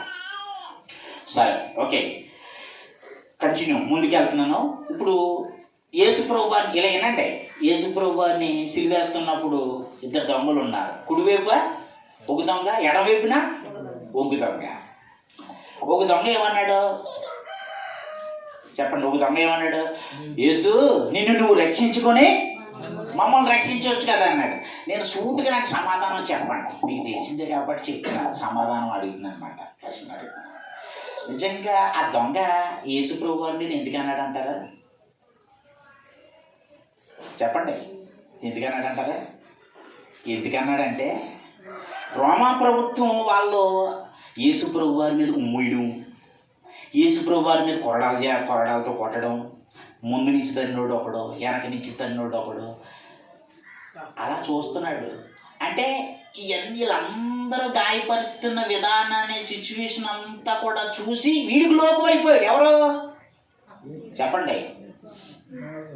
ఎవరికి లోకు అయిపోయారు? దొంగకు లోకు అయిపోయాడు. ఆ ఎవరో యేసుప్రభు అంటేనే మీకు విషయం తెలిసిన అసలు సమాజం అంతా అక్కడే ఉంది. ఇప్పుడు మనల్ని ఎవరైనా అన్నారనుకోండి, మీకు ఒకటి అనుకోండి, ఆ స్థాయి తగ్గిపోతుంది పిల్లారా. మీరు బయటికి వెళ్ళారనుకోండి, అన్యజనులు కానీ ఎవరైనా సరే మిమ్మల్ని మాటల చేత గాయపరిచారనుకోండి, అన్ని విధాలుగా మాటల చేత చిన్నదో పెద్దదో పెట్టి మిమ్మల్ని శోధిస్తున్నారనుకోండి, ఆ స్థాయి తగ్గిపోతుంది అనాలి. ఎందుకే చెప్పమంటారా? యేసు ప్రభువే చెప్పాడు, నా నిమిత్తమును మిమ్మల్ని జనులు హింసించి మీ మీద అబద్ధంగా చెడ్డ మాటల్లో పలుకున్నప్పుడు చెప్పండి మీరు ధన్యులు అని చెప్పాడు. మీ ఫలం పరలోకంలో అధికమైపోతుంది. అంటే విషయం ఏంటంటే అనిపించకుండా మీ స్థాయి తక్కువైపోతుంది. చెప్పండి, అనేవాళ్ళ స్థాయి ఏమైపోతుంది? చెప్పండి, ఎప్పుడు తమ్ముడు? తగ్గిపోతుంది. అనిపించుకుని మీ స్థాయి ఏమైపోతుంది? పెరిగిపోతుంది అంతే. దేవుని స్తోత్రం. మీరు ఎప్పుడు కూడా గుర్తుపెట్టుకోండి పిల్లలు, యేసు ప్రభుని తీసుకోవాలి. ఎవరైనా ఏదైనా అత్తగారు కోళ్ళనన్నా కోళ్ళ అత్తగారినన్నా కంగారు పడకూడదు, ప్రభు ఉన్నాడు అనుకోవాలంతే. కానీ ఆ దొంగ రక్షణ నష్టపోయాడు పిల్లలు. మీకు విషయం తెలిసిన శాస్త్రులు పరిచయాలు అందరూ అంతే. మీకు విషయం తెలిస్తే అద్భుతమైనటువంటి ఆ మాట, ఆ ఆలోచన మీకు తెలిస్తే మీకు చాలా రెస్ట్లో ఉంటారన్నమాట. అదేంటి చెప్పమంటారా? ఈ శాస్త్రులు పరిచయాలు సద్దుకాయలు బాగా చెప్తున్నారు, మరలా చెప్తున్నారు, రెండోసారి చెప్తున్నా. సద్దుకాయలు వీళ్ళు యేసు ప్రభు దగ్గరికి ఎలా వచ్చారంటే ప్రశ్నతో వచ్చారు. ప్రశ్న, బోధకుడా దీనికి ఇది ఎందుకు చేయలేదు, నువ్వు ఇది ఎందుకు చేస్తున్నావు చెప్పు అని అనేవారు. యేసు ప్రభు కూడా అయితే నేను ఒక ప్రశ్న వేస్తున్నాను, నా ప్రశ్నకు ముందు సమాధానం చెప్పండి, అప్పుడు నేను చెప్తాను అని అనేవాడు. ఇప్పుడు యేసు ప్రభు వేసిన ప్రశ్నకి వాళ్ళు ఏం చేసేవారు? సమాధానం ఇచ్చేసేవారా? చెప్పండి, ఇచ్చేసేవారా? శాస్త్రులు సమాధానం ఇస్తే ఇంకనే వాళ్ళకి రక్షణ వచ్చేంత సమాధానం ఇచ్చేవాడు కాదు యేసు ప్రభు. ప్రశ్నకు సమాధానం నేను చేసిన ప్రశ్నకు సమాధానం చెప్తేనే కానీ నేను చెప్పనని కూడా అంతే. వాళ్ళు ఇంకా సమాధానం చెప్పలేకపోయేవారు. ప్రశ్నతోనే వాళ్ళ జీవితం అంతా అనగారిపోయింది తప్ప వాళ్ళ జీవితాలకి రక్షణ లేదు. రాత్రి నేను బొజ్జి నాన్నగారు మీకు తెలుసు కదా, బుజ్జి గారు అని తెలుసు కదా, వెళ్ళాను. చాలా అంటే తమ్ముడు బుజ్జి, సుర్బాన్నయ్య, రాణి మంచిగా వాక్యం చెప్తారు. వాళ్ళు కూడా మంచి పరిచయం ఇచ్చారు. వాళ్ళు కూడా చెప్తారు, బొజ్జి నాన్న పాపిని కూడా చెప్తారు. మాకు నిజంగా మాకు దేవుడు ఇలా చేస్తారంటే నిజంగా మనసు కూడా నిజంగా ఎలా పెట్టి వచ్చిందో అనుకుంటున్నాను నేను. అంటే ఈ వాక్యం నేను చెప్తున్నాను, నాకు ప్రశ్న వేయాలి. ప్రశ్న ఏంటనుకున్నారు? యేసు ప్రభు ఎవడు పుట్టాడో చెప్పాను. అంటే అంతకుముందే నేను వాక్యం చెప్పాను. అంటే ఎప్పుడు ఎలాగే వేస్తారు మామూలుగా. కానీ యేసు ప్రభు ఎవరు పుట్టాడు, అలా నువ్వు ఎవడు పుట్టాడు చెప్పాను. మా అమ్మ పుట్టాడు అన్న. మీ అమ్మ మీ నాన్న ఎవరు పుట్టాడు చెప్పు, ఇదే కౌంటర్. ముందు నా దాన్ని చెప్పు, ముందు నా దాన్ని చెప్తే నేను నీ దాన్ని చెప్తున్నాను అన్నది. అసలు నువ్వు ఎవరు పుట్టే చెప్పాను నన్ను. మా నాన్నకి మా తాతకి అలా మా మొత్తానికి ఇంకెవరున్నాడు చెప్పు. మనిషి అడిగి ఉన్నాడా లేకపోతే పశువు ఉందా? మనుషుడు ఉన్నాడు. ఆ మనుషుడు పుట్టాడంటే లేదు, ముందు నా దాన్ని చెప్పా. ఫైనల్గా ఏమొచ్చిందంటే చెప్పమంటారా? ఫైనల్గా అది కూడా వీడియో ఉంది నా దగ్గర. యేసు ప్రభు గాంధీ గారు కుడి చెంప మీద కొడితే ఎడమ చెంప చూపించమని చెప్పాడు. వివేకానంద స్వామి యేసు ప్రభు నా కాలంలో నేను ఉంటే కనుక నా రక్తం ఆయన పాదాల మీద వేసుకుని నేను పరిశుద్ధుడిగా తీర్చబడదు, నేను ఉంటే కనుక ఆయన అంత గొప్ప త్యాగమూర్తి. డాక్టర్ అంబేద్కర్ కూడా యేసు ప్రభు బైబిల్ చదివాడు. వచ్చునన్న ఆయన డాక్టర్ అంబేద్కర్ కూడా బైబిల్ చదివాడు. ఆయన క్రీస్తునేం తప్పు పట్టలేదు, క్రీస్తు మంచివాడు, కానీ క్రీస్తు నమ్ముకున్న వాళ్ళే మంచివాళ్ళు కాదని డాక్టర్ అంబేద్కర్ స్టేట్మెంట్ ఇచ్చాడు. ఇదిగో ఇన్ని ఆధారాలు ఉన్నాయి అంటే ఒక మాట అన్నమాట. నిజమేరా? అంటే మాకు ఫ్యామిలీ మాట, మాకు కలిసి ఉంటారన్నమాట. నిజమే గారు బాబు, వాళ్ళు యేసు ప్రభు మంచివాడు. అయితే నాకు అదే బాధ, ఆ దుర్మార్గుని ఎందుకు ఆ దుర్మార్గులు ఇతను యేసు ప్రభుని అనలేదు. అతను ఇంతకు ముందు అనేవాడు, కానీ అక్కడికి వచ్చేటప్పటికి అన్నీ చెప్పేటప్పటికి అతను మనసు చేంజ్ అయింది ప్రియుల. ఎలాగంటే ఏమన్నాడంటే యేసు ప్రభు మంచివాడు, గొప్ప కార్యాలు చేశాడు. అదంతా వీడియో ఉంది. నేను అలా 2 బిట్లు తీసాను. నేను గొప్ప కార్యాలు చేశాడు. అలాంటి మంచివాడిని సిలివేసేశారు. నిజంగా ఆయన మంచివాడే. మరి గాంధీ గారు చెప్పినవి, ఆయనకి డాక్టర్ అంబేద్కర్ చెప్పినవి, తర్వాత వివేకానంద స్వామి చెప్పినవి అని చెప్పాను నేను ఆయనకి. ఇవన్నీ చెప్తే మరి వాళ్ళందరూ యేసు ప్రభు గొప్పవాడు మంచివాడు అని చెప్పినప్పుడు నీకేంటి అంత బాధ? నిజమే, యేసు ప్రభు మంచివాడు అని ఒప్పుకున్నాడు. పిల్లలు మీకు విషయం తెలిసిన, ఇది చాలామంది ఇక్కడ ఇదే మిస్ అవుతున్నారు. ఏది మిస్ అవుతున్నారంటే, అసలు యేసు ప్రభు మంచివాడని ఒప్పుకున్నారు అనుకోండి, మీరు ఆదాం పాపంలోంచి వస్తున్నారు, నరకంలో నుండి తప్పించబడుతున్నారు. జస్ట్ ఇది తెలియదు చాలామందికి. మరలా చెప్తున్నాను ఈ విషయం. ఇప్పుడు మీరు ఉన్నారనుకోండి, మీ తల్లులు కానీ మీ తండ్రులు కానీ, మీరు ఏంటంటే ఈ విషయం చెప్పి నేను ముందుకెళ్తాను. ఇప్పుడు ఆదాం చేసిన పాపాన్ని పెట్టి మనుషులందరూ ఏమయ్యారు చెప్పండి? ఏమయ్యారు? పాపలు అయిపోయారు. అంతే. అదే ఫుల్ స్టాప్ పెట్టుకోండి. ఇప్పుడు యేసు ప్రభు కడపటి ఆదాముకు వచ్చాడనమాట. యేసు ప్రభుని విశ్వసిస్తే ప్రతి మనిషి ఏమవుతున్నాడు? దేవునికి కుమారుడు అవుతున్నాడు మాట. ప్రియులారా, నరకం నుండి తప్పించబడతాడు అన్నమాట. అంటే జీవితం తర్వాత, సంఘంలోంచి తర్వాత యేసు ప్రభు యొక్క మంచితనం, ఆ యేసు ప్రభుని మంచివాడు అన్నాడంటే అతనికి రక్షణ వస్తుంది. ప్రియులారా, అదే చెప్పాను. దాన్నే రక్షణ తీర్మానం అంటారు. దాన్ని రక్షణ తీర్మానం అంటారు. బాప్తిస్మమును రక్షణ ఒకటి కాదు. ఇప్పుడు చాలా పెద్ద నిజంగా వాళ్ళ దగ్గరికి నేను ఫోన్ చేసి ఖచ్చితంగా ఈ విషయాలు నేను మాట్లాడతాను అన్నమాట. ఎందుకంటే మరి ఇన్ని ఆధారాలు ఉన్నాయి ఇవన్నీ కూడా. కానీ చాలా వాళ్ళు సఫర్ అయిపోతున్నారు, మిగతా సఫర్ చేసేస్తున్నారు పిల్లలు. కాబట్టి చూడండి, సిలువ మీద ఒక దొంగ ఎలాగంటే, ఒక దొంగ ఏమన్నాడంటే, యేసు ప్రభువా నువ్వు దేవుని కుమారుడువు, నీ రాజ్యంలోనికి వచ్చినప్పుడు నన్ను జ్ఞాపకం చేసుకోమని యేసు ప్రభు వారిని సిలువ మీద ఉండగానే బతిమలాడాడు. ప్రియులారా, అప్పుడు యేసు ప్రభు ఏమన్నాడు? నేడే నాతో పరదేశులో ఉందువు అన్నాడు. ప్రియులారా, అంటే వెంటనే ఆ ఇద్దరు దొంగల్ని యేసు ప్రభుని కూడా సిలివేసేసారు. అంతే, ఇద్దరు దొంగలు చచ్చిపోయాడు. యేసు ప్రభు పునరుద్ధానుడై చెప్పండి తిరిగి లేచాడు. ఆ యేసు ప్రభు వారిని అంగీకరించిన దొంగ ఎక్కడికి వెళ్ళాడు? పరదేశంలోనికి వెళ్ళాడు. ప్రియులారా, ఇప్పుడు చాలామంది ఏం చెప్తారంటే, ఎంత లాజికల్గా ఎంత వక్రీకరించేస్తారంటే, చదువులేనోడు చదువుకున్నవాడు అందరూ ఒకే పాఠం, కనీసం గ్రహింపు లేకుండా మాట్లాడేస్తున్నారు. ఆ మాటను ఎలా చెప్తారంటే, అక్కడ సిలువ మీద ఉన్న దొంగ పరలోకానికి వెళ్ళడానికి గల కారణం ఏంటంటే అప్పటికి మరణ పునరుద్ధానము సిలువేయబడలేదు అని పెద్ద ఫిలాసఫీ పెద్ద చెప్తారు. మరి అబ్రహాము నీతిమంతుడు ఎలాగయ్యాడు? ఇస్సాకు నీతిమంతుడు ఎలాగయ్యాడండి? యాకోబు నీతిమంతుడు ఎలాగయ్యాడు? యోసేపు నీతిమంతుడు ఎలాగయ్యాడు చెప్పండి? నోవహు నీతిమంతుడు ఎలాగయ్యాడు? ఒకే కోణాన్ని పట్టుకుని వెళ్ళిపోతున్నారు అంతే. శాస్త్రులు పరిచయలాగా ఏం చేస్తున్నారంటే, శిష్యుల మెడల మీద విశ్వాసుల మీద భారం పెట్టేస్తున్నారు అంతే. గుర్తుపెట్టుకోండి, మీరు భారం కింద లేరు. దేవునికి స్తోత్రం. దేని కింద లేరు? మీరు భారం కింద లేరు. ధర్మశాస్త్రం విధిరూపకమైన ఆజ్ఞల కింద లేరు. ప్రియులారా, యేసు ప్రభు మంచితనాన్ని తెలుసుకుంటే మీరు ఎలా ఉంటుందో తెలిసిన, కృప ఎంబడి కృప దానికి మించిన ఆనందాన్ని పొందుకుంటారు పిల్లలు. అదే పొందుకుంటారు. కాబట్టి నిజంగా ఈ సప్పేరా ఉంది కదా, ఆవిడ నిజంగా ఎరగక ఏం చేసిందంటే చెప్పండి, ఎరగక ఏం చేసిందంటే ఆవిడ అబద్ధం ఆడేసింది అంతే. అయినప్పటికీ పాపం ఇక్కడ పేతురు గారు ఏమి తొందరపడలేదు, ఆయన ఏం కంగారు పడతలేదు. నీ భర్తని పాత పెట్టిన వారి పాదములు ఇంకా ఆరలేదు, బయటే ఉన్నాయి అని అన్నారంతే. ఈవిడ కూడా చనిపోయిందంతే. పిల్లలు ఆలోచించండి.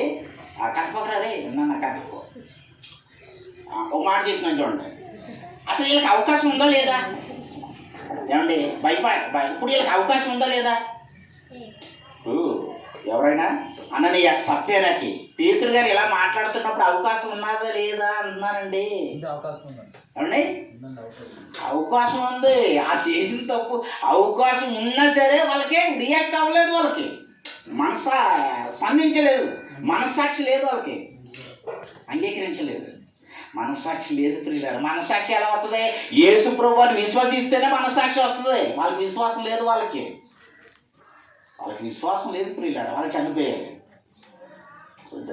అయితే విషయం ఏంటంటే అక్కడ ఉన్న వారందరికీ ఏం కలిగిందంటే భయం కలిగింది ప్రియులారా. అక్కడ చూడండి, ఆ మాట రాయబడి ఉంది 11వ వచనం చూడండి.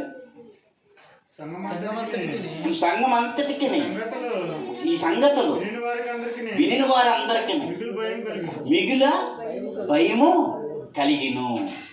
ఇప్పుడు సంఘం అంతటికి వినిన వారందరికీ అంటే సంఘంలో ఎంతమంది ఉన్నారు? అక్కడ ఆ సమూహంలో ఎంతమంది ఉన్నారు? ఇప్పుడు ఇతడు మనిషి అని రాయబడింది. ఇప్పుడు సమూహంలో ఉన్నప్పుడు చాలామంది యేసుప్రభు పేద అద్భుతాలు చేస్తున్నారంటే అపోస్తులని రొట్టెల కొరకు లేకపోతే అద్భుతాల కొరకు సూచనల కొరకు వచ్చేవాళ్ళు ఉంటారు. అవునా కదా? ఇంతమంది ప్రజలలో వాళ్ళు ఏం చేస్తున్నారంటే అక్కడ ఆ సంగతులు అననీయ సప్పేరా ఆ సంగతులు వినిన వారికి సంఘం అంతటికి వినినవారు సంఘము అంటే 2 రకాలు ఉన్నారన్నమాట. సంఘంలో ఉన్నవారు విన్నారు, బయట ఉన్న వాళ్ళు విన్నారు. ఇప్పుడు అననీయ సప్పేరా యొక్క వీళ్ళ జీవితాలు వినిన వారు అందరికీ ఏం కలిగిందంట చెప్పండి? భయం కలిగిందంట ప్రియులారా. భయం ఏంటి? చంపేస్తాడు, మనల్ని ఇలా చంపేస్తాడనా? విషయం ఏంటంటే ప్రియులారా, అక్కడ భయం ఏంటంటే దేవుడు వాళ్ళని ఆ విధమైనటువంటి మరణం వాళ్ళకి రావడానికి గల కారణం ఏంటంటే, ఏంటంటే ఇది చెప్పి నేను ముగింపులోకి వస్తున్నాను. వింటున్నారు అందరండి? అలా చంపాడు. మరి చాలామంది హేతువాదులు కరుణాకర్ కానీ లేకపోతే దాని పేరు చాలామంది ఉన్నారు కదా, క్రీస్తుకి విరోధంగా ఉన్న వాళ్ళందరూ ఇలాంటివి మాట్లాడుతున్నారు. ఇలాంటివి మాట్లాడుతుంటే సమాధానం చెప్పలేకపోతున్నారు మానవులు.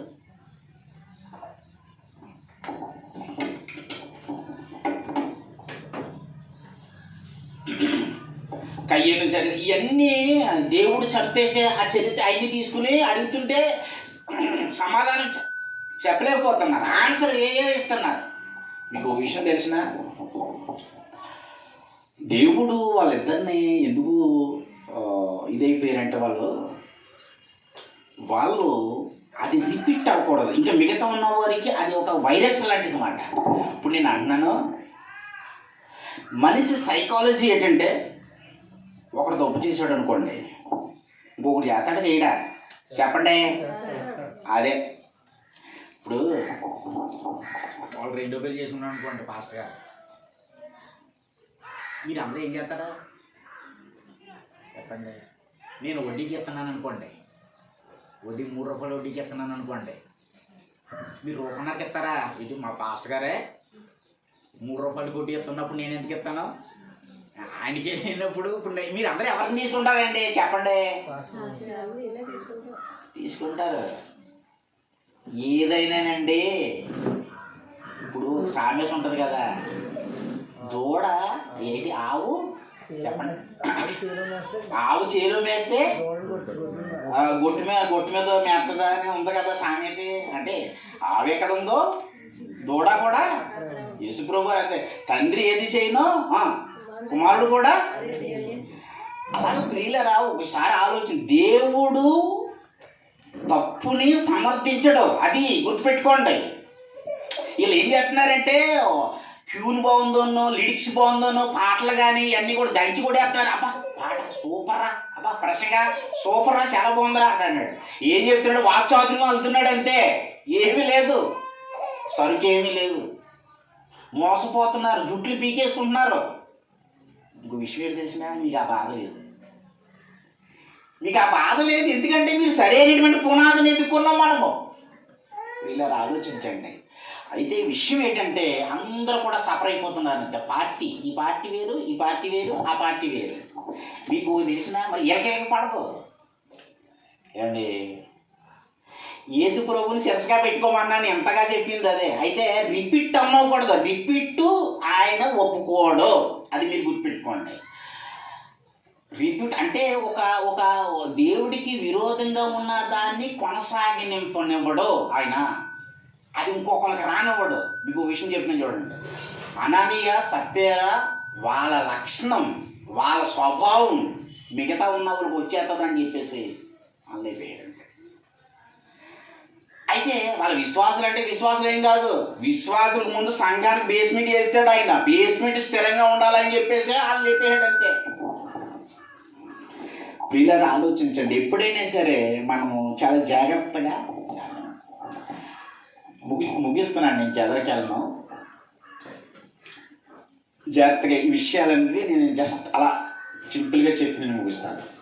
కరెంట్ రాలేదా? ఓకే. ఇప్పుడు యోబు భార్య వచ్చి నువ్వు యథార్థంగా ఉన్నావు, దేవుడు నీకేం చేశాడు, దేవుని దూషించి నువ్వు చచ్చిపో అంటే ఎందుకు యోబు భార్య అలా ఉంది చెప్పండి? అలా అంటే యోబు భార్య అవిశ్వాస ఎందుకన్నదంటే యోబు భార్య వాతావరణాన్ని చూస్తుంది. వాతావరణం ఏంటి? గొర్రెలు, గొడ్లు, మేకలు, కుమారులు, కుమార్తెలు అందరూ చచ్చిపోయారు. వీళ్ళందరూ చచ్చిపోతే నువ్వెందుకురా నాయన బూడిదలో పడి దొలుతున్నావు, దేవుడు దేవుడు దేవుడు దేవుడు అన్నావు, దేవుని దూషించి చచ్చిపో, నీ యథార్థత విడిచిపెట్టి దేవుని దూషించి చచ్చిపో అని ప్రేరేపించింది అంతే. కానీ యోబు ఏమన్నాడంటే మూర్ఖురాలు అని అనలేదు, మూర్ఖురాలు మాట్లాడినట్లు మాట్లాడాడు. అంటే యోబు ఏ విషయంలోనూ కూడా ఏం చేయలేదు, తన నోటి ద్వారా పాపము. ఎందుకంటే యోబు యథార్థవంతుడు, న్యాయవంతుడు, నీతిమంతుడు, విశ్వాసి. ఇప్పుడు దావీదు యుద్ధానికి వెళ్ళాడు. దావీదు యుద్ధానికి వెళ్ళినప్పుడు అలసిపోయే సేవకులు, ఈ సేవకులకి మరి ఆహారం ఉండాలి కదా, రాజు ఉంటే సేవకులు ఉన్నారు. ఇప్పుడు రాజు ఏమన్నాడంటే నాబాల్ అనేవాడు ఉన్నాడు మనకు సమీపంలోనే, నాబాల్ దగ్గరికి వెళ్ళండి, ఆ నాబాలు కొంత ధనవంతుడు, అతని దగ్గర ద్రాక్ష గెలలు, జున్ను గడ్డలు, మంచి ఆస్తిపరుడు, మనకి ఇస్తాడు అని అతని దగ్గరికి వెళ్తే అతను ఏమన్నాడు అనుకున్నారు? రాజు ఎవడు దావీదెవడు అంటే రాజు ఎవడు దావీదెవడు తెలీదా? ఇప్పుడు దావీదు గొలియాతుని చంపినప్పుడు ఇశ్రాయేలీలు అందరూ 10,000 కొలిది ఆయనకి కృతజ్ఞతాస్తుతులు చెల్లించలేదా? చెప్పండి.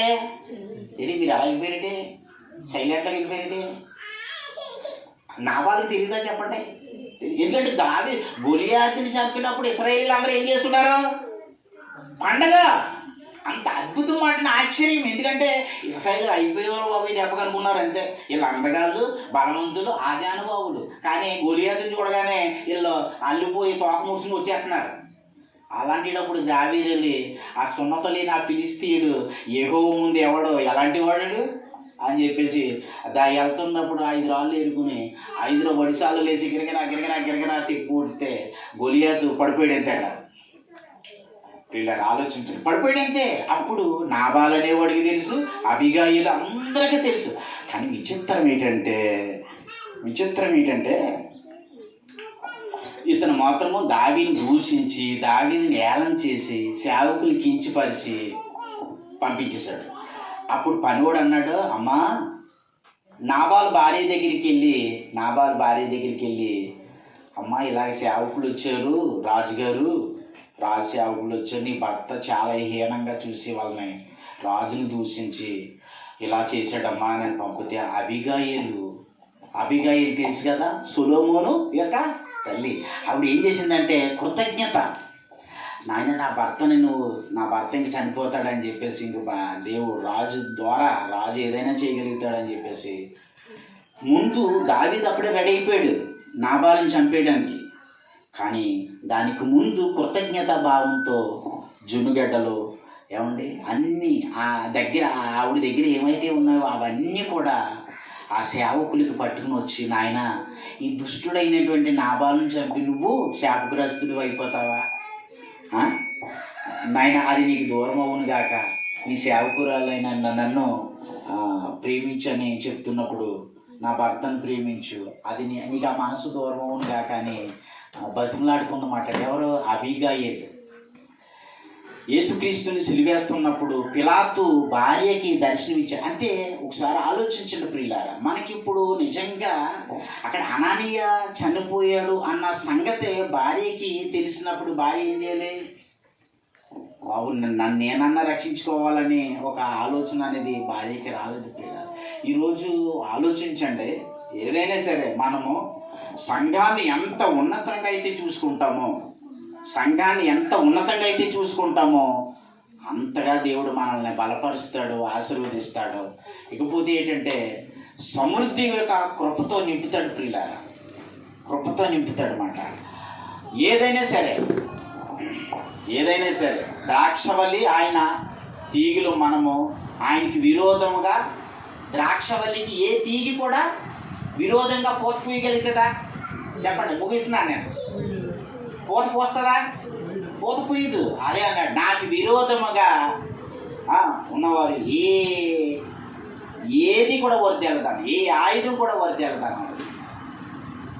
కాబట్టి మనలో ఏది కూడా చిన్నది ఉన్నా సరే దాన్ని పెట్టి దేవుడు నిన్ను మనల్ని కూడా అడుగుతాడు అనే సంగతి మీరు ఆలోచించండి.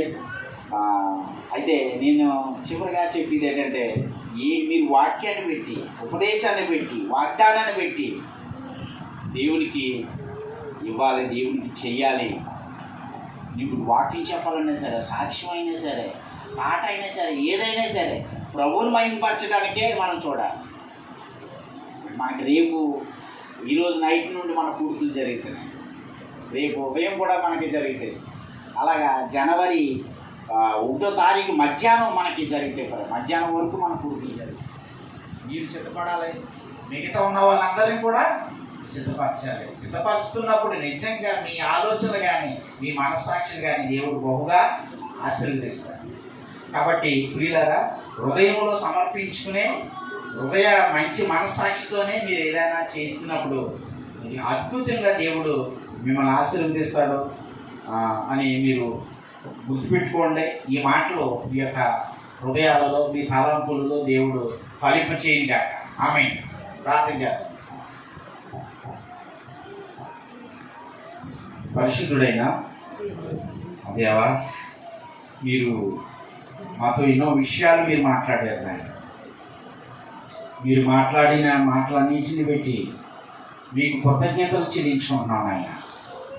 జీవము గల తండ్రి, జీవాధిపతిని వందనాలు. పాత నిబంధన అబ్రహాము వాగ్దానాన్ని పొందుకుని ఇచ్చాడు నాయన. దేవా, జీవము గల తండ్రి నీకు స్తోత్రాలు. ఇదిగో ప్రభా, మరి నాయన భక్తులందరూ కూడా అపోస్తుల కార్యాలలో అది కూడా నాయన కొత్త నిబంధన, మరి వాళ్ళు కూడా నా తండ్రి విశ్వాసులుగా ఆత్మతో అడ్డుకట్టబడి ఇచ్చారు నాయన. నీ కృపా కనికరము వారి మీద ఉంచండి. అననీయ సప్పేర మరణం సంఘానికి, ఇంకా సంఘము లోటుపాట్లు సరిచేసుకోవడానికి లేక జీవించడానికి వాళ్ళ గురించి మీరు రాయించారు నాయన. దేవానికి స్తోత్ర. మేమైతే నాయన దైవికమైనటువంటి భక్తిలో మమ్మల్ని మీరు బలపరుస్తున్నందుకే మీకు కృతజ్ఞతలు. లేఖనంలో మీరు చెప్పినట్టుగా వాగ్దానం పొందుకొని, హృదయ పవిత్రత పొందుకొని ప్రభా మీరు అనుగ్రహించమని, సహాయం దయచేయమని కృప చూపించమని యేసు ప్రభు పేరటి ప్రార్థన అడిగి వేడుకుంటున్నాను మా పరమ తండ్రి. ఆమేన్. ఓకే, చాలా మంచిదండి. వాక్యాన్ని చదువుకుని మనం ప్రభు బలంలోకి వెళ్తామండి.